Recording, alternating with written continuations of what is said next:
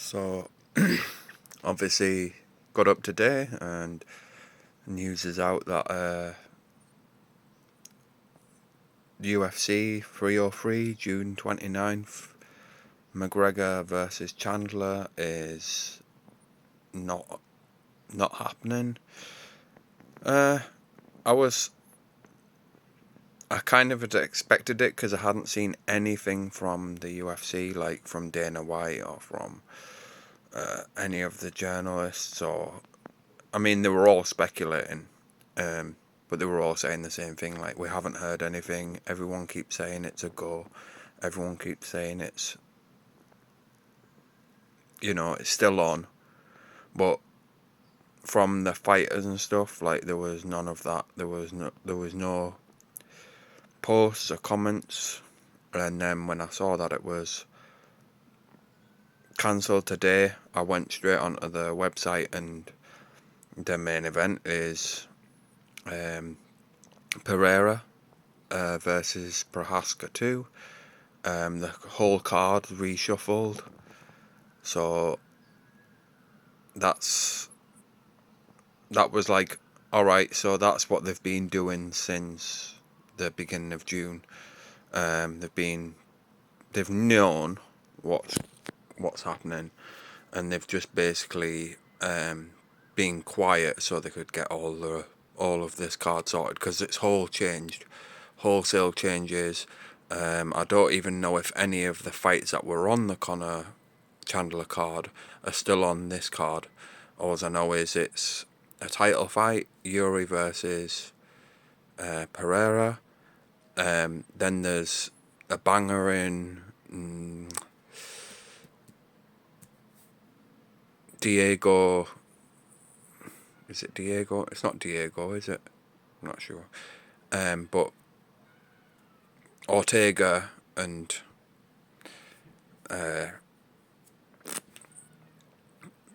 the Diego Lopez, one of them. And then there's also Anthony Smith and Carlos Ulgravo. Can't remember, but basically, and then the other thing is that on this card there was I think was listening today, but there was MVP and Ian Gary.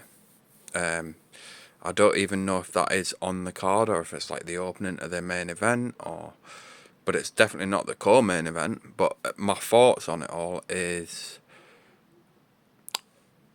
they've pulled that fight, the McGregor Chandler fight.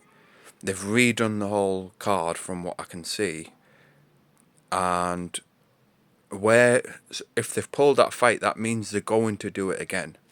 They will be doing that fight. I think Chandler's gonna wait for it. I think he probably did get offered other fights, but he's just sitting out and waiting. But where do they put that fight in the year? Because next month, if they were saying like, all right, you can wait for 4 weeks, that's next month. That's in the UK, but that's headlined by Leon Edwards and, bless him, I never remember his name, but it's Leon Edwards defending middleweight against it's a second fight they've had, Bilal Muhammad. So that's the main event.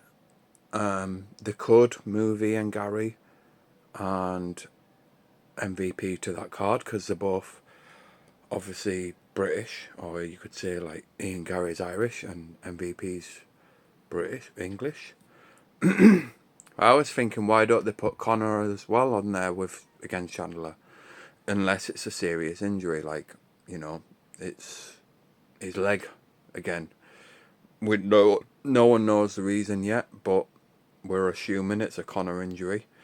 And then if it's not going to be the UK one in July, then I think it'll be September at the Sphere, and they'll have, because obviously that's a revolutionary card they might as well have that revolutionary card main evented by Conor and Chandler, and it gives him 3 months to recover from whatever this injury is.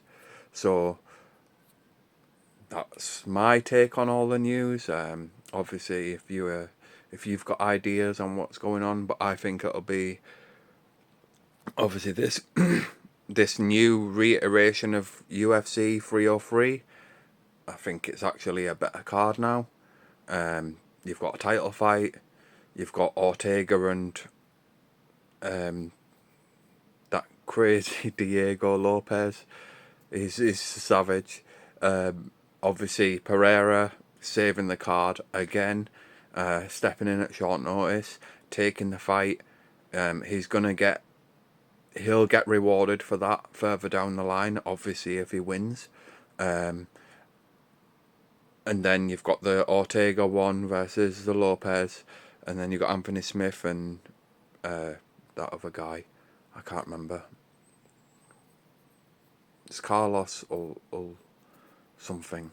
But what happens to MVP? What happens to Ian Gary fight? Is it still on that card? I haven't fully checked the card. I just saw that they changed it from McGregor and Chandler on the UFC main site to Pereira and Yuri Prohaska.